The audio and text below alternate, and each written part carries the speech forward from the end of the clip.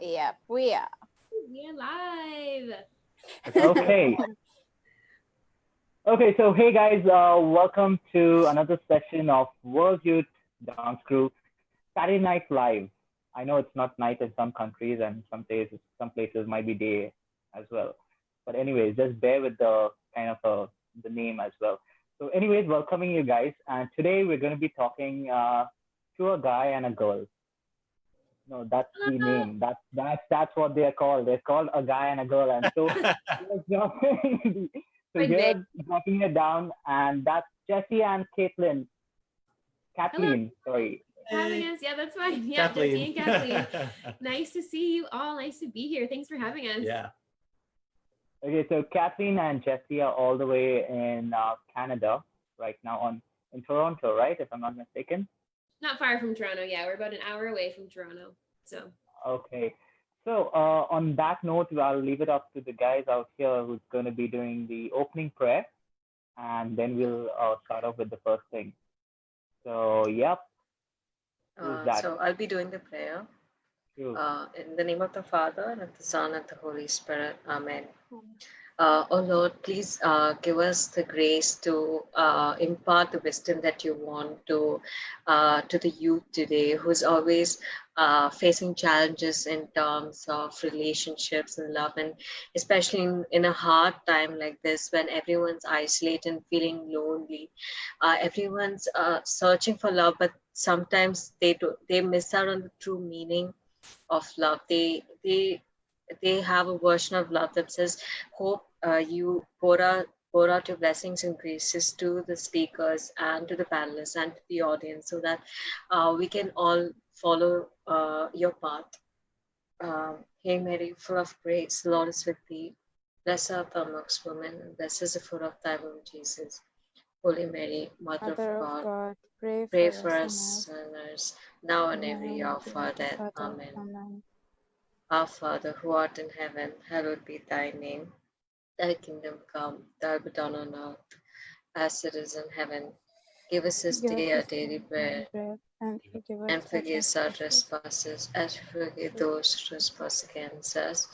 And lead us not into temptation, but deliver us from evil. Amen. With the Father, and the Son, and the Holy Spirit. Amen. Peace. Peace, you guys. Okay, so now let's start with the whole thing. And first question, out of my curiosity, how did you guys pick out the name A Guy and a Girl? I bet you all must have got that question a million times, but that's still. we were trying to figure out a band name with a friend, and we were like, I mean, we're just a guy and a girl. Like, what name would be good for us? And then our friend was like, maybe A Guy and a Girl, and we were thinking about it, and it's like, well, he was like, so he worked for like a gardening company, and or like, I don't know, they made flowers, and so he said that whenever he tries to name like a new flower that he makes, like I guess he kind of puts a couple seeds together or something. I don't know how it works. He's like, just like put the two names together, and that's as easy as it is to name my plant. So why don't you are a guy and a girl, and just call yourselves a guy and a girl. We were like, that's kind of cool. Okay, let's go for it. So unique and also completely common. Yeah, kind of vague. So you know what? Teaser, we may be changing our band name soon. Oh, stay tuned. Okay. Follow us out. We are praying about a new name, and it will be coming soon. So, but yeah, that's A Guy and a Girl. We chose that when we entered a contest called Langley Has Talent. It was a city we were living in, and that's the first official time that we wanted to be a band together. Like we played together lots, but we needed a band name for this contest, and so that's when it happened. It was probably 2014. So, yeah. Okay, that's quite interesting because it's a very, very simple yet eye-catching name. Like you always wonder, like, oh, guy, girl. Yeah. It's like quite interesting. You do stuff like this, and they're like, okay, so we're going to be interviewing a guy and a girl, and it's like, what are you talking about? Exactly. Funny. Yeah.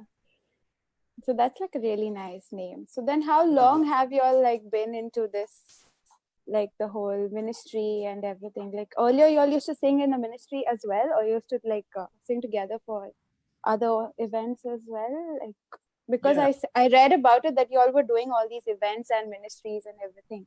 So was it like before as well, or just when you all both like Yeah, we met started. each other or something? Right. Yeah, we started playing music shortly after we met. We met in 2012, and Okay. then somebody actually that knew us both said, "You guys should sing together for this event," and that's how we met, was through music. And so we played together, and we really liked playing with each other. So we just basically started playing at the school for different coffee houses and things like that. And then Playing at Jesse was playing, he was the music leader at his church, and so then I would join them sometimes to play music at church, and then just kind of grew from there. We eventually started dating, and then obviously got married, but and along that time just like continued to play. It was always, I think, for the most part, like ministry music. So we did a lot of youth ministry. I was a youth minister, and so we did a lot of retreats and like conferences and things like that, leading worship for adoration. So it's always been definitely something, we feel God's given us the gift to lead people in worship, and so that's our favorite thing to do. Oh, okay. Okay. That's nice. That's like really. Oh, Merrick is here. Okay. It's not fitting on my screen, so I'm like just scrolling every time. Okay, so since you guys mentioned that you guys started off your journey through music in church, so we want to know your story about how did you guys come together, and and how did you all start developing and just basically getting together, and that too through music, and developing your relationship through God all this time till now. And you're a family of 3 right now, and is he there somewhere around, Noah? He's having a nap right now, which is good. Okay, cool. Patient to be here. No. So he's sleeping. So yeah, we wanted to know your story about how did you guys come across with, how did you guys grow as, because we have read about, like Melvina said, we read about your article which said that you guys are even youth ministers as well, and entertainers. So what exactly do you mean by entertainers? If you could let us know about that. Yeah, absolutely. So a lot of the time we'll just play covers. Like a lot of the time we learn just whatever's on the radio, and then just kind of do it in our style. So just acoustic. I play guitar, Kathleen plays piano, and we just kind of play together. So we love like just playing in other places as well. Like, yeah, I think for us, music, like definitely leading worship is our number one favorite thing to do.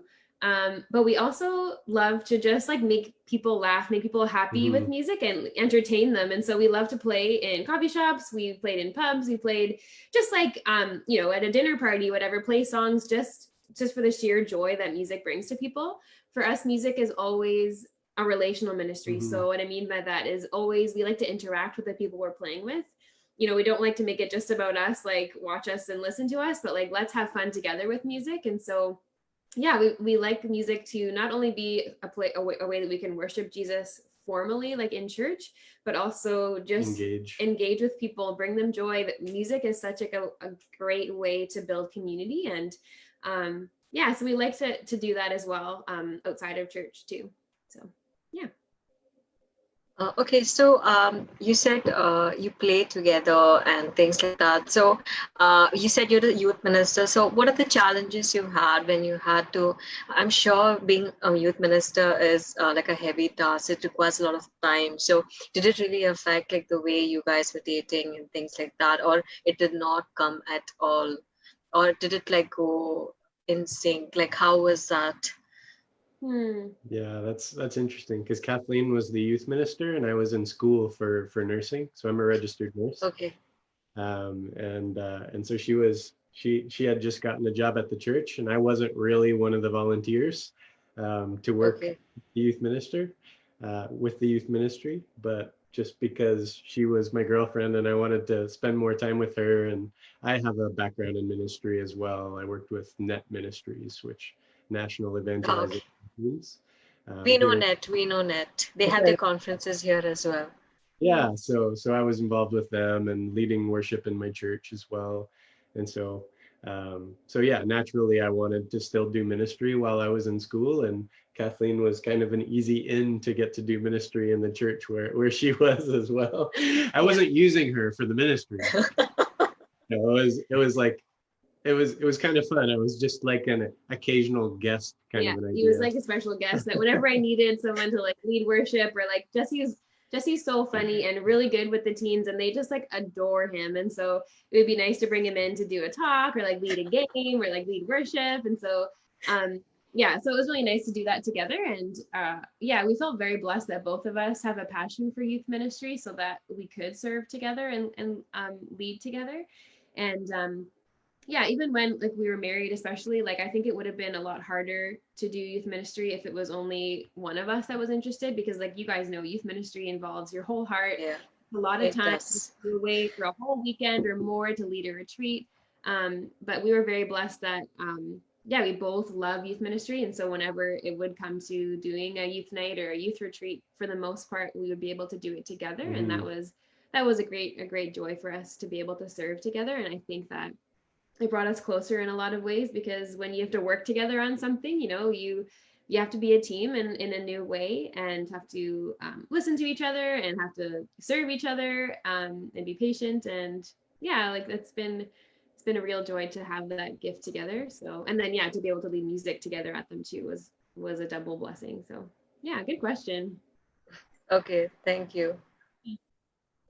So now, I mean, you mentioned that you all both were in the youth ministry together, and you even have your own band, but doesn't it get difficult? Like, I know Jesse maybe was not that involved how you were. So didn't it get difficult at a certain point of time that, you know, you gave your whole heart, but you didn't have that external, I mean, like, you know, that support? Or maybe did you have ups and downs, and how did you overcome it through time? Yeah, I think probably a hard thing was that, so Jesse being a nurse, he worked night shifts a lot when he was first working as a nurse. And so I think there was a lot of difficulty in that season, because there were some weeks that would go by that we would barely see each other, because he would be working nights, and then during the day, like I would maybe doing youth ministry, or he'd be working the day, and then that night I would leave for a retreat or a youth night, and he would be home sleeping, and then we kind of, you know, just passed each other like ships in the night. And not that he wasn't supportive, like he was obviously like always supportive of what I was doing, but you know, my job being youth ministry, which has crazy hours, and his job being nursing, which has crazy hours, yeah, that was hard. And so we had to definitely be intentional and carve out time to be together. I'm thankful that now Jesse's job is just normal hours. And so, I mean, I'm home with Noah now. I don't do youth ministry formally right now. But when it was a lot easier to see each other. So much more normal hours. Youth ministry now for a 1-year-old. Yes, my youth ministry is focused on my one child. But, yeah, it's important, especially when you're married, to make time for date nights. Like having a weekly date night is a priority for us, because yeah, life can get busy, and you're busy with good things, but our vocation is to serve each other and to love each other. So that has to be first. So we try to put that first. Doesn't always happen, but it's a priority for us to make happen. It eventually happens, but we're pretty good. So far. Yeah, I think so. That's true. But I think, you know, youth of probably our generation, I mean, including us, but the one most big question they ask is that, how do you discern your life partner? Do you have any thoughts on that? Yeah, I mean, it can be difficult. I think a lot of the time, especially Catholics these days, tend to over spiritualize and over discern. I forget who said it. I think it might be Fulton Sheen, Bishop Fulton Sheen. But since discernment came into fashion, a decision has not been made since, because we can tend to just be like, God, who is that person that's going to make me come alive? Who's that one person? Make it clear. Show me a sign. I realize that because every single time it happens, and you tend to overthink. Yeah, and you want to tick off all the boxes, and so we can be in our mind, or we can be like just really thinking about, you know, I need God to say to me in a clear voice, Kathleen's going to be your wife. And for me, it didn't really happen. It was just like, you know, I was obviously attracted to Kathleen. She's gorgeous. Look at her. Look at her. But yeah, and just her personality and mine, and we had a lot of things in common. I don't think you need to have too many things in common. Everybody's different. I don't know if opposites attract or if like whatever, I don't know. But anyway, we had a lot of okay, just asking about that. So what if you discern and you find a partner, like let's say in your case, like things worked out because you're in the same ministry and things like that. What if you get someone who is Catholic but not really active in the church? In that case, like what kind of advice you would want to give that person if they're not still married and still discerning? Good question. Yeah, I think for every relationship, no matter if you're Catholic or not, but obviously we're talking to Catholics right now, is that the person you marry needs to help you become the best version of yourself, to use Matthew Kelly's words. And so if that person is not calling you to Christ, even if maybe they don't know Christ, they can still call you to be the best version of yourself, right? And so I think ultimately you want somebody who's going to encourage you in your gifts and help you in your weaknesses and make you become who God's calling you to be. And so if the person you're dating isn't doing that, it's not worth your time. And especially like, you know, when you're dating, it might seem a little bit more, I don't know, easier to kind of shove some things like that under the rug. But when you have to raise children together, face some of like life's really difficult challenges together, you want somebody who's going to call you higher and to call you towards Christ. And so if they're not doing that, honestly, it's not worth your time. Marriage is the most, like one of the most important decisions you make in your life. And it's a decision that you should not go back on, right? Like if you choose the wrong job, you can always change careers, choose the wrong studies in school, you can always change. But the person you're married to is for life. And so they need to be someone who's going to call you closer to Christ. And so that would be my advice, even if it's kind of maybe sounds harsh. It is so worth it to be with somebody who wants you to be close to Jesus, because that's your goal anyways. Your goal isn't to be married. Your goal is to be one with Jesus. And so your partner is supposed to help you do that. That would be my harsh advice. but it's advice, because if God wants you to, thank you. He wants you to grow in holiness through your marriage, so it'll happen. That's true. Okay, so another one. Are you going next? Okay, no problem. Anything. Okay, anyways, my question was actually, now y'all have been together since like 2013, 2012, 2013, right? Yeah, 13 we started dating. So like now y'all have been from like so long till now together. Definitely y'all would have identified the differences between both of y'all, right? Like there would be common things, but there would have been totally opposite things as well. So like, how do you balance out those in a relationship? Because nowadays, if you see, there are like so many relationships sometimes that just break off because they don't have the common things, and they think that it's very important that it should be common, and if it's different, then they are just like, no, this is not for me. Yeah, I think a lot of like these seem silly, but I think there's like things that I like for example, really nerdy things. My mug. I'm just I'm a nerd, and Kathleen like is not. She's more adult than I am. I'm just a big kid, but she has fun with me. Like she encourages that, even though it's not her main thing. Like she'll watch Star Wars with me, even though that's I'm doing this for you, you know. And she takes joy in it, but it's because it brings you because it brings me joy. And so I think that, and similarly, like I don't like to like paint or do crafts, but I will do them with her because it's just fun, you know. It's I like to paint because she likes to. It brings her joy, and so just trying to obviously give of yourself as a gift. And so whatever that looks like, you don't have to have the same, you know, passions and joys. But yeah, I think when it comes to things that aren't matters of faith, if it brings him joy, then I want to help him find joy. And so like, let's do the thing, like you said, yeah, give yourself as a gift. Like, it's a gift. I'm giving a gift to you of my time to watch Star Wars with you. Or, you know, maybe we have a different opinion about like certain things in the world, or how to raise Noah.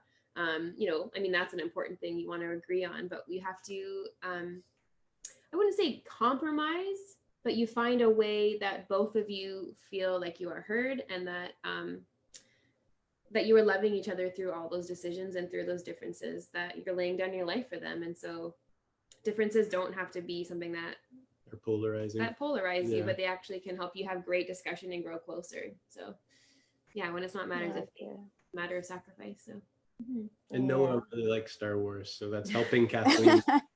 Yeah, like it too. I'll go next. So like usually elders in the family or friends, like there's a notion that like some they come to church just to find the right partner and they exit. You know, there is not everyone, I'm not generalizing, but there are few who does that, and you know, it becomes like a sort of negativity because people tend to talk about it, and you know, not everyone does it, but because people talk about it, like everyone thinks that's what youth goes to church for. So how would you counteract that notion that it's not great to find a partner that way, although it's not a wrong thing to do? So how would you counteract if someone came to you with that question, maybe someone who's more elderly and not youth? Okay. Well, I mean, I'd say that it's probably the best place to find someone, but the reason is because hopefully they want to receive Jesus, right? So I'd say that's better than finding someone at a bar. But I mean, the point is that we want to receive Christ, his body and blood, soul and divinity, right? And if people are not coming to church for that, then they're probably not in that space. And so but maybe they will eventually. Yeah, maybe they will be. You know, the whole flirt to convert thing is a real thing too. Is it? Not really, but it can happen.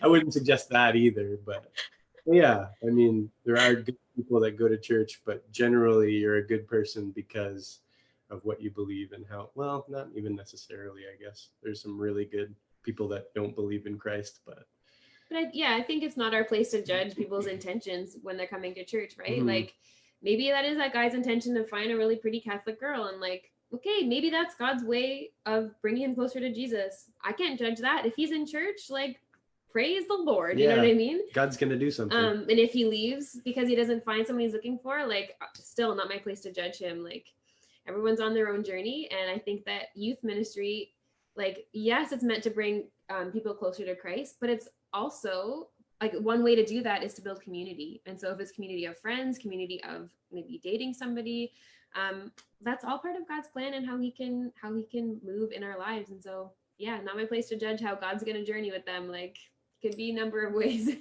I think we might have answered that in the opposite way you wanted it answered. But... I don't know. Is that the right answer? Is that how you wanted us to answer that question? Yeah. That's totally fine. You guys can edit this part out later. Not how you. No, anyways, did we answer your question? Is what I'm trying to say. How did you want to answer it? Well, that's how, I guess. Yeah. Okay, so like, let's say if that happened, yeah, like the partners went to church, but he's not like really keen. But let's say Kathleen was like, you really get like, is there scope of the other partner getting inspired just looking at Kathleen doing the service and things like that, or is he going to get bored, or it really depends? What do you guys think? Yeah, I mean, it really depends. I think it's on a case-by-case basis, but I know for me, like, just seeing Kathleen's witness, like, she's way holier than me, just to let you know. And so seeing Kathleen's witness makes me want to be a better man and be holier as well. And so I think she thinks that about me too, incorrectly. And so I think a lot of the time we inspire each other, and that's kind of how it should be, right? Where you're always kind of growing, and just because of the challenge between us. It's not really a challenge, but that love for the Lord is in her, and I see it, and I want to emulate that and lead the family. So, but I think that's nice. Yeah, and I think if you are dating somebody who isn't committed to their faith, but you have it in your heart that you're like, Lord, I only want to marry somebody who is committed to your faith. I think that it would be unhealthy for you to say, like, I'm dating you so that you become closer to your faith. Like that shouldn't be the goal. Like it can happen and that's beautiful. And I think along the way, if they're still encouraging you in your faith, I think it's okay to date them. Yeah. But I don't think that you should be like, okay, I want to marry you, but I don't want to marry you unless you're Catholic. So I'm going to date you until you become Catholic. I don't think that's very helpful. The conversion bit, it's a bit too harsh to expect. Okay, I have one more question. So let's say two people meet, like a guy and a girl, not you both, like another guy and a girl meets in a church setting, yeah, and then they start talking to each other. They generally like each other, but things don't really work out, yeah, like a lot of issues and things like that. Yeah, a lot of problems. Like, what advice would you give them? Like those two, a guy and a girl. What kind of problems are they?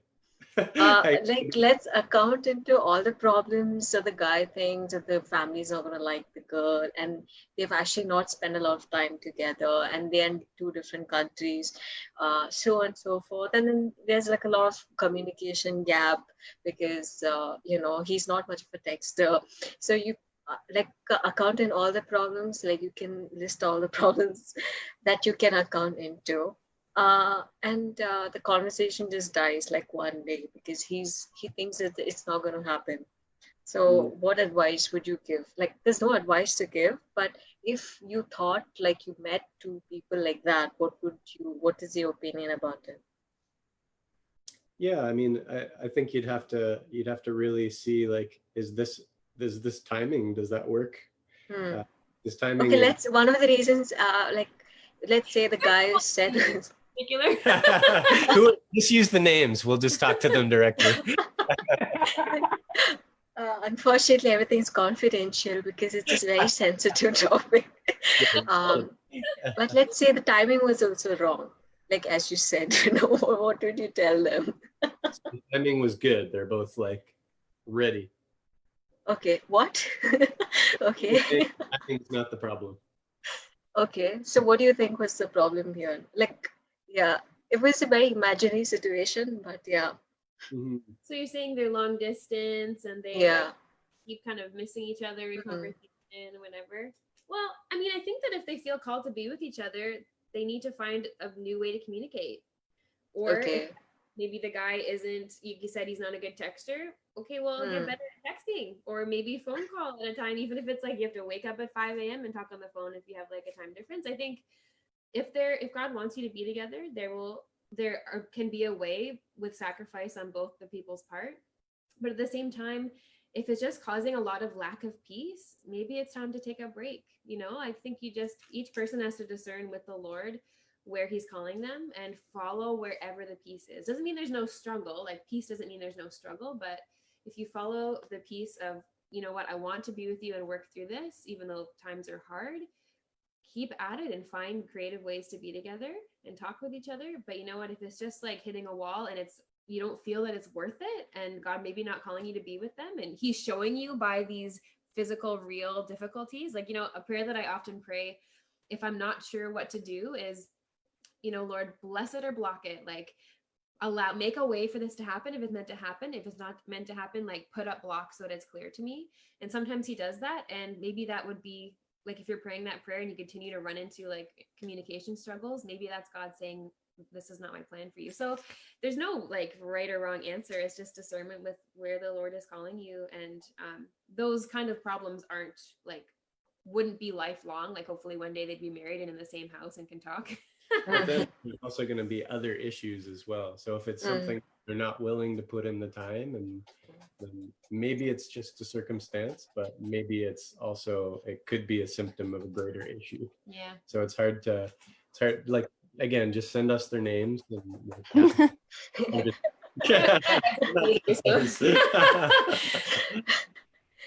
Okay, so from Susan's point, now she had mentioned about this, like the distance and everything in between, the whole relationship and everything. So currently, if you see the generation now, like our generation, they get bored of things like really, really fast. So now, permit this distance thing and everything.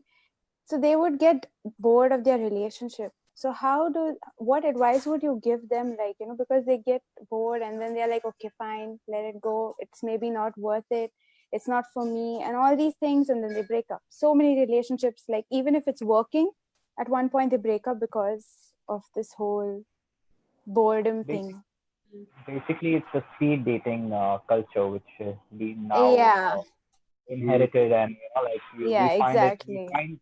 we find interest in the first few months because we're like, oh, cool, and then it dies off towards the end of 1 year.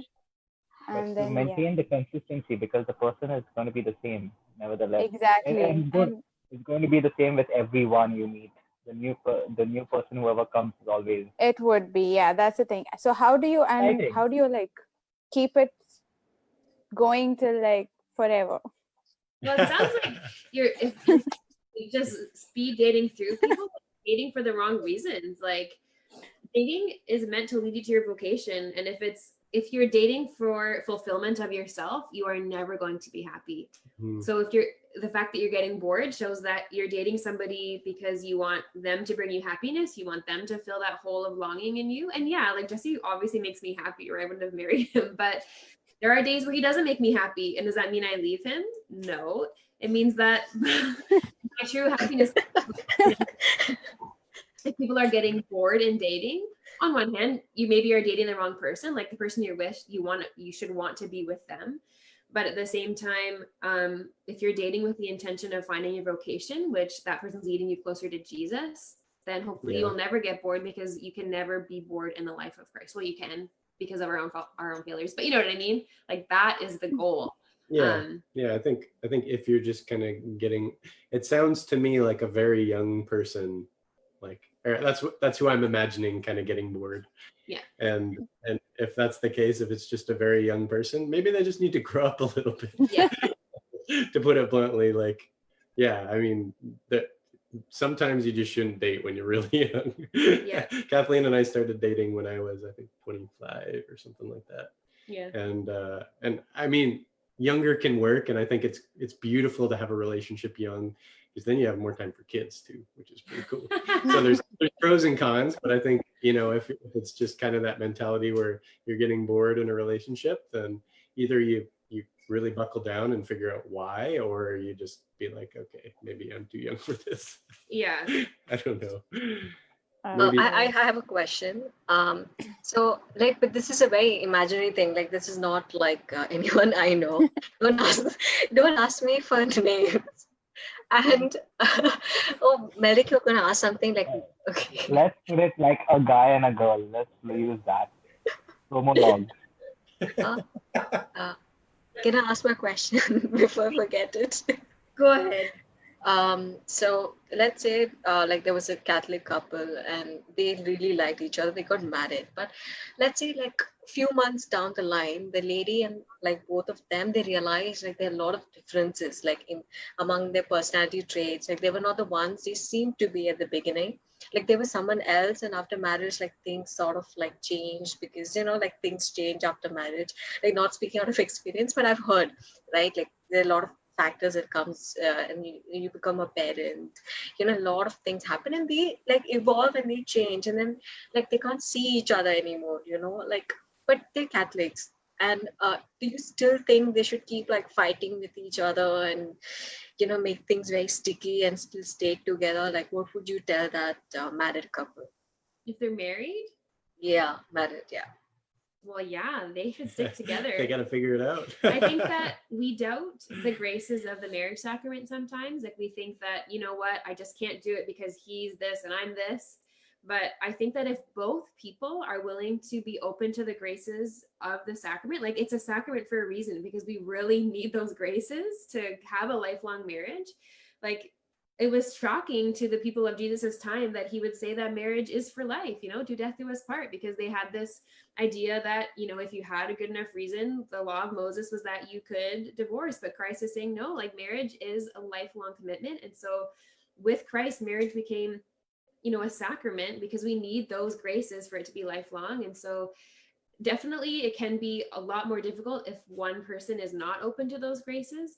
But if both people can buckle down and say, we need to invite Christ more into our relationship, that I believe 100% that couple can come to a new relationship where they do work together, they can fall in love again, and they can communicate better, not without struggle. Like, you're always going to have to always keep growing, because that's the point, it's a vocation.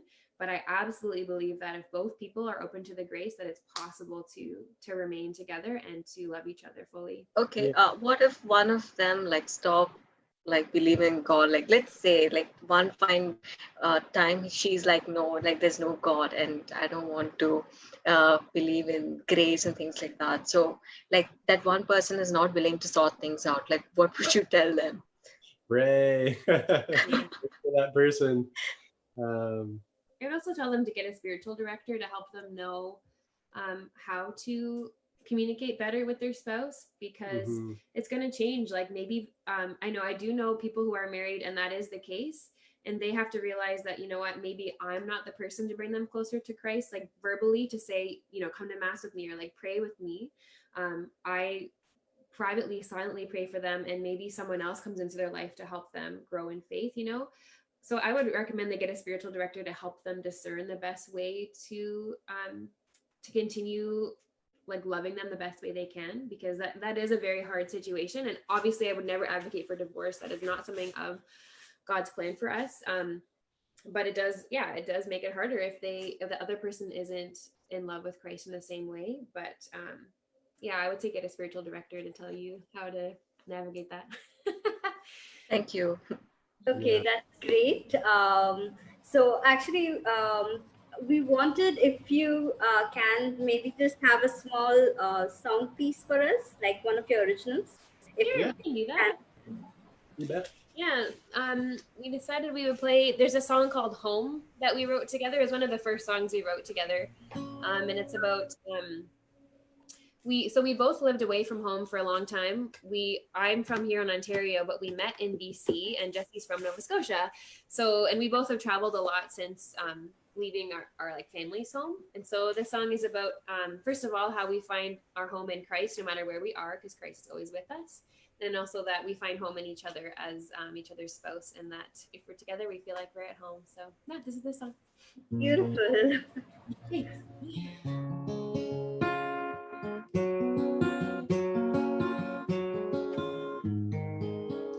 To the distant coast, to the mountain top, from the depths of the sea, if you are there, it's home. When the walls cave in and the ground gives out, when the earthquakes beneath this place will be strong. Oh, where else would I go to exalt another is to be restless? Oh, you're the steady voice in the darkness and the chaos and the stillness. Wherever I go, your love makes me feel at home. Your love makes me feel at home. From the bitter winds to the shining sun, I turn back to you and you quiet my heart. You have been and always will be my place to rest, my only hope.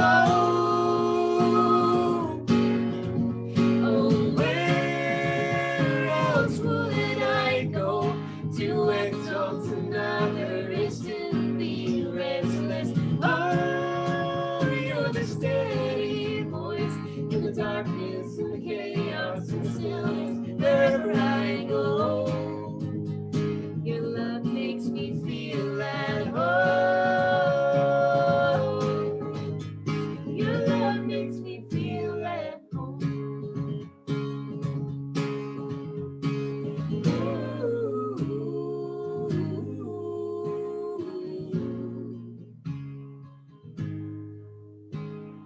Love is what remains when nothing remains. Love is what remains when nothing remains. Love is what remains when nothing remains. Love Love is what remains when nothing remains.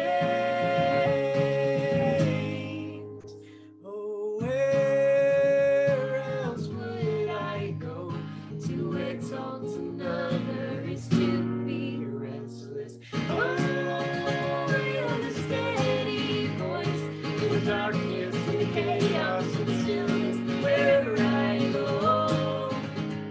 Your love makes me feel at home. Your love makes me feel at home. Love is what remains when nothing remains. Love is what remains when nothing remains. Love is what remains when nothing remains. Love is what remains when nothing remains.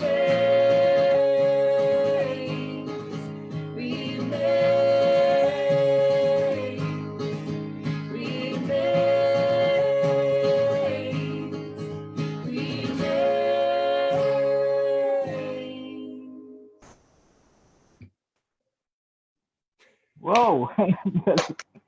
Yeah. Wow, that was so beautiful. Thank you, guys. Very nice. Okay, then. So now, the line of your song, love is what, God is what remains when nothing remains. So how do y'all keep God alive in your relationship? That's the next question. Personal prayer, really coming to Him, and praying with one another as well, I think is very important.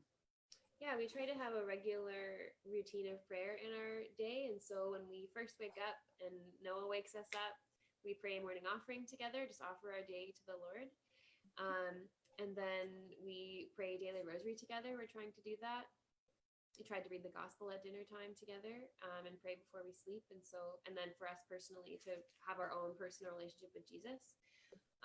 And so I think having a regular routine of prayer, even when we're kind of maybe not feeling as on fire for our faith on some days, it keeps us committed to our faith, and that in the high moments where we're so in love with the Lord, we can share and talk with each other about our faith and enjoy it.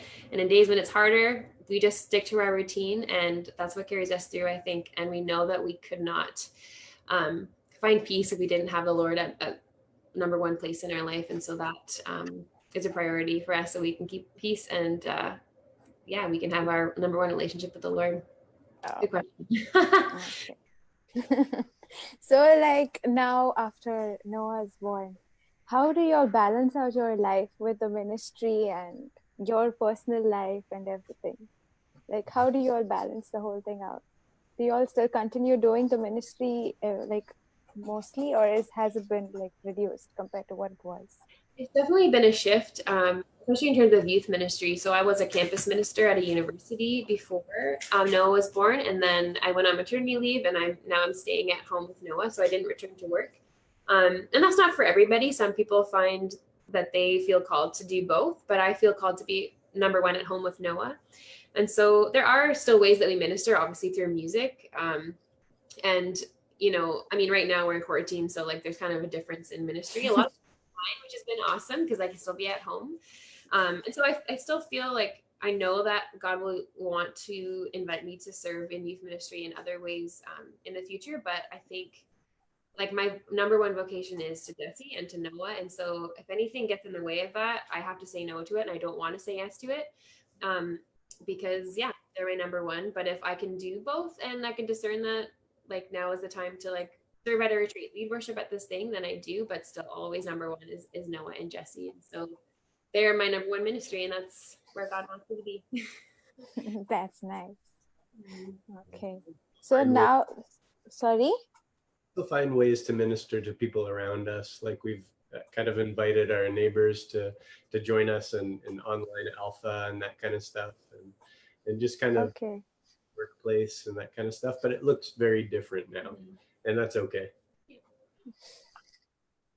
The reason why I guess Melvina was asking the same thing was basically as we are also, most of us are going to be entering the second phase of our lives, which is going to be entering into marriage. So, like as a youth, you have been there always in the church and, with regards to ministries and just helping out the church, like, and then after that your priorities change as you get more responsibilities, and you don't feel that, I mean, you feel that you might do injustice to serving the church the way you used to serve earlier.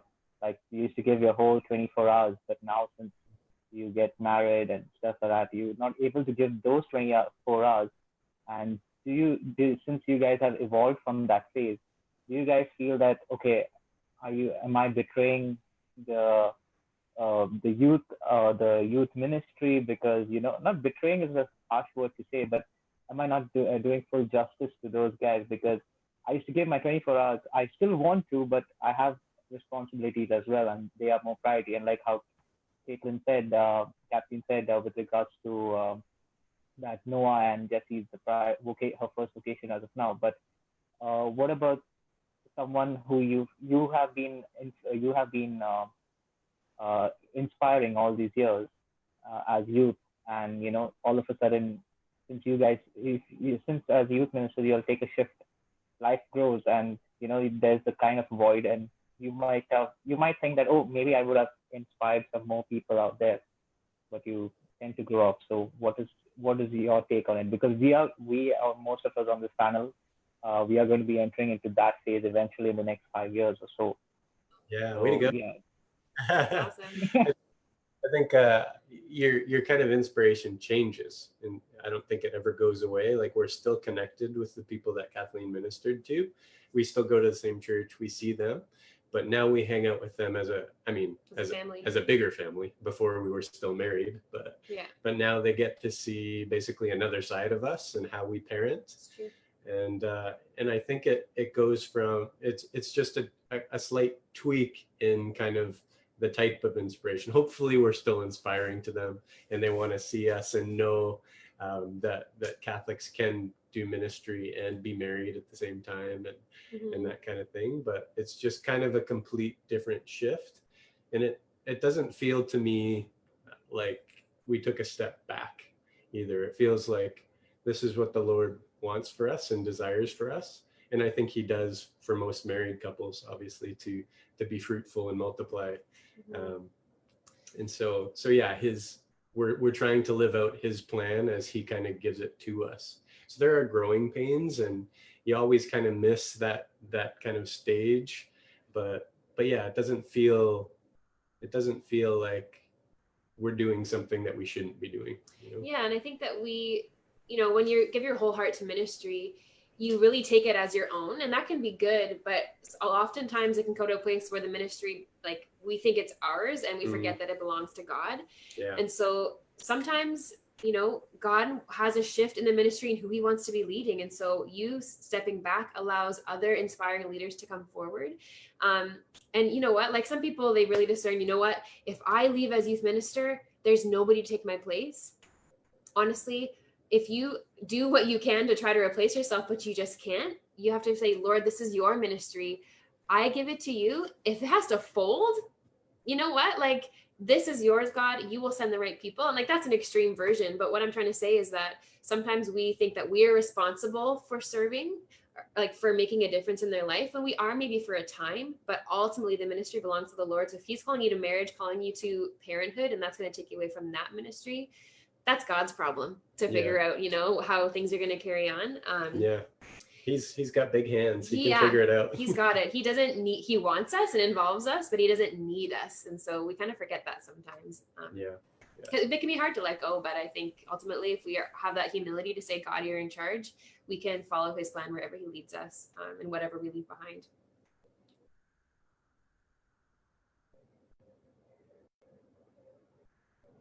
I think you're on mute.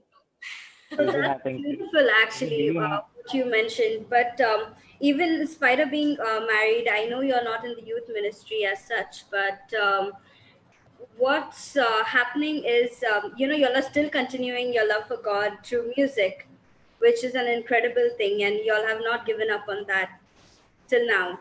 And I've seen your Facebook lives, I've seen you all are still making songs together, which is beautiful.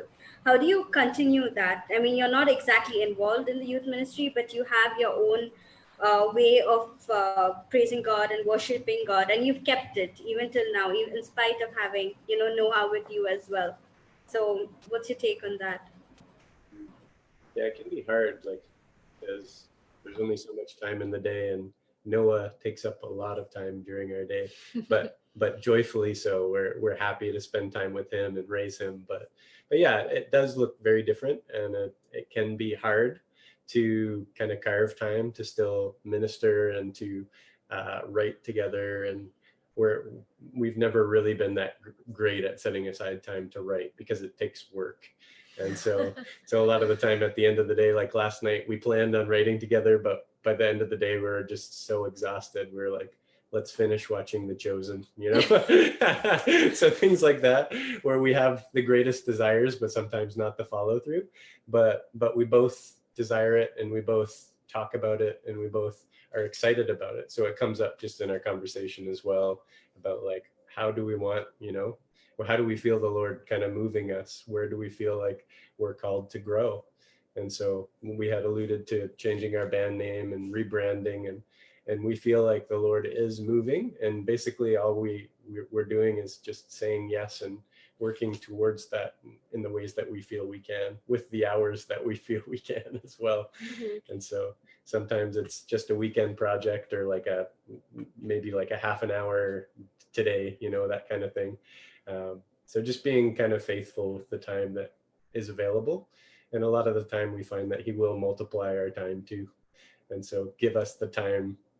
Like, it feels like we don't have any time, but somehow we manage to fit this in during the day. And so he's good, and he is faithful, and just, giving it to him and just saying, do with it what you want. Mm-hmm. And he makes opportunities like this pop up.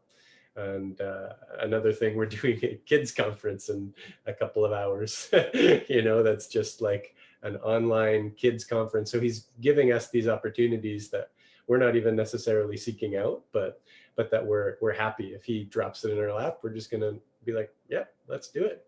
And so he is faithful and giving us that and growing our ministry in the ways he sees fit.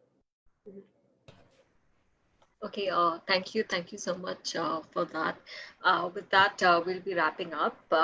So thank you so much for giving us 1 hour. It was like a lot of information. I'm sure it's going to reach a lot of youths. It's going to help them. Thank you to both of you. I'm thanking you on behalf of the whole crew and everyone who's watching this. Just want to wrap up with a quick prayer. Oh Lord, thank you for giving us this gift. Thank you for giving us gift of time, resources, for giving us platform for all of us to connect, and for this wonderful dance crew who's put this session together. Thank you so much, and hope it inspires for all the youth that you wanted to reach. Amen. In the name of the Father, and the Son, and the Holy Spirit. Amen. Well, thanks so much for having us. Thank you. Thank you so much. Thank you, guys. Thank you, guys. See you soon. Thank you so much, guys. We will be going offline right now. Let's hold on till then.